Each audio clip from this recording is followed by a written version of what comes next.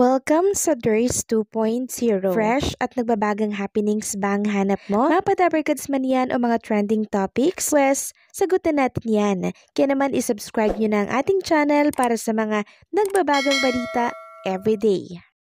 So, ayan, welcome back again sa ating YouTube channel mga Kadabarkads. And for today's video, ang pag-uusapan natin ay tungkol sa mga importanteng kaganapan sa loob at sa labas ng Itbulaga. So, may bago pong statement itong si Matt Monroe or si Roel Carino mga Kadabarkads na dapat nyo pong malaman. Naglabas po siya ng panibagong statement mga Kadabarkads at isishare ko po ito sa inyong lahat ng sa ganon ay maging masaya po ang lahat ng Dabarkads na disappoint noong Sabado. So ano-ano yung mga sinabi niya doon?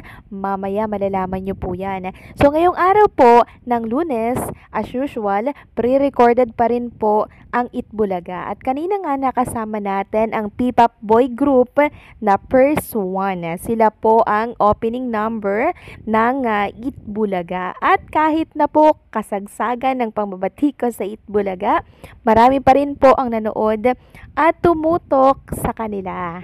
So kahit marami po nagsasabi na hindi na sila nanonood ng Itbulaga, ang totoo niyan, hindi po kompleto ang araw ng marami pag hindi po nila napapanood ang Itbulaga. Kasi ang Itbulaga parang parte na po yan ng ating buhay sa araw-araw. So kanina din mga Kadabarkads, alam nyo ba, naglabas po ng statement din. Ito pong si Basil Valdez, ang grand winner po ng Classic Male Clones nung Sabado. Sabi niya po dito, taos-puso po akong nagpapasalamat po sa inyo, Sir Joey, Tito Sen at kay Bossing Vic Soto sa ganitong pagkakataon na ibinigay niyo po sa akin at sa lahat ng bumubuo ng Itbulaga, simula sa mga guard at staff. Grabe ang respeto at pag-aasikaso nyo po sa amin. Lalo na po sa nag-makeup po sa akin. Madam, maraming salamat po. Kahit papaano, napabata mo ang mukha ko sa camera at kay Direk Oreo. Thank you so much po. Tama ka po sa kasabihang hindi pa huli ang lahat sa taong may pangarap. At sa lahat ng naniniwala sa aking kakayahan, maraming salamat Dabarkad. So yan po yung kanyang naging statement ngayong araw po yan ng Lunes. Kasi siguro mga Kadabarkads, nababasa niya po yung mga pambabatikos at hate comments para sa kanya. At eto na nga po ang inaantay ng lahat mga Kadabarkads. Tama po yung sinabi natin na gagawa po ng aksyon ang TBJ or ang Itbulaga para po kay Matt Monroe na niligwak ng mga judges nung Sabado. Sabi ko sa inyo parang mauulit lang yung nangyari doon sa Sharon Clones. So naglabas po ng statement video, ito pong si Matt Monroe or si Roel Carino ng statement para po ito sa mga Dabarkads natin.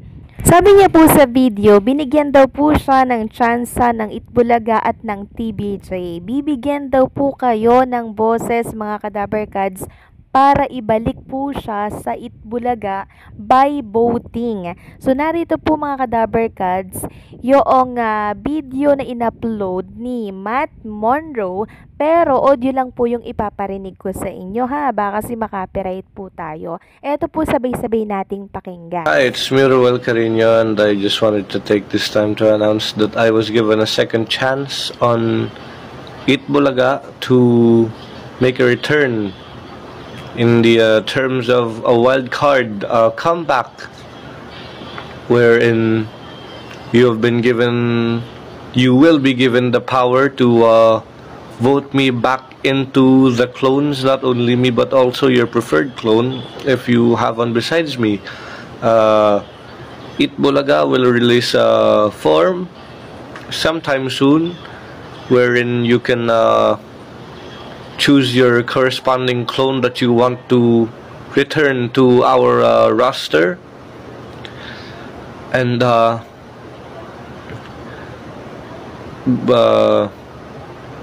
besides explaining, I am also taking this time to ask for your support, your guidance, and your votes No, not just your votes. Mostly your support, but votes are also in topic.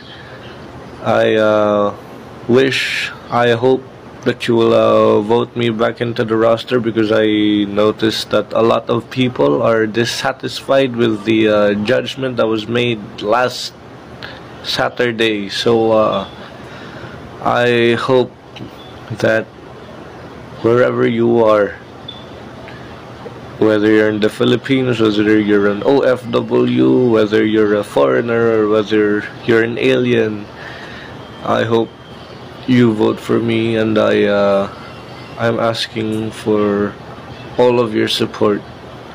Thank you. So, ayan mga Kadabarkads, no, napakinggan nyo po itong boses ni Ruel Carino or Matt Monroe, na inamin niya po dito na ibabalik po siya sa Itbulaga, pero syempre kailangan niya po ng tulong ninyo by voting. So, tulungan natin siya kasi maglalabas po ang TBJ or magre-release po ito ng form ang TBJ para kung meron po kayong gustong ibalik, pwede nyo pong iboto itong si Matt Monroe or Ruel Carino. So, magsaya tayo kasi ibabalik po siya sa Itbulaga at nasa atin ang power noon. So, nakakatuwa lang dahil ang Itbulaga po talaga ay ramdam, no, ang disappointment ng taong bayan, kaya gumawa po sila mga Kadabarkads ng aksyon para po hindi tayo ma-disappoint. Sabi nga dito ng ilang mga netizen, ginawa nila yan pambawi kasi grabe yung bashing na na-receive nila nung di ka nasali kahit runner-up man lang. Sabi sa inyo mga Kadabarkads, gagawa't gagawa po ng paraan ang TBJ dahil show nila or programa po nila ang nakataya dito.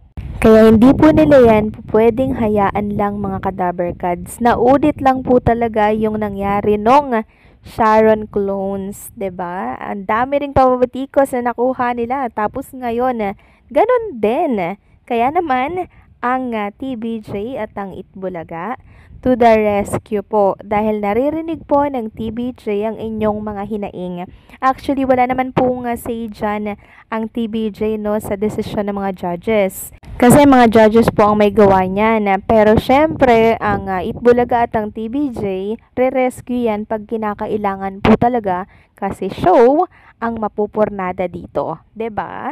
Kaya magsaya tayo mga Kadabarkads dahil dininig po ng Itbulaga ang ating mga pakiusap. Samantalang, naglabas po ng dalawang statement si Boss Joey De Leon, mga Kadabarkads. Sabi niya nga po dito, mga Kadabarkads, here's an Itbulaga 47-year tea. Bakit in reverse? Kasi it's nice and it feels good to look back. So, filled with beautiful and fun memories, lalo na ganong katagal. Thank you all. So, 47-74. Ang galing talaga ni Boss Joey De Leon, no? Ang taba ng utak. Tapos, yung pangalawang statement niya, sabi niya dito, wala kaming TikTok, pero merong Tok-Tok. Makikita dyan kasama po ni Boss Joey De Leon, yung kanyang anak, and syempre, si Ma'am Aileen. Ito yata yung Tok-Tok na sakayan, ano? Parang kakaiba kasi mga Kadabarkads eh. So, anong sa inyo mga Kadabarkads? Sa napaka-good news na update natin, huwag kalimutang mag-like ha, and share, and syempre mag-comment kayo at mag-subscribe, okay? So, paano hanggang dito lamang pong update natin. Maraming salamat sa patuloy na pagsuporta.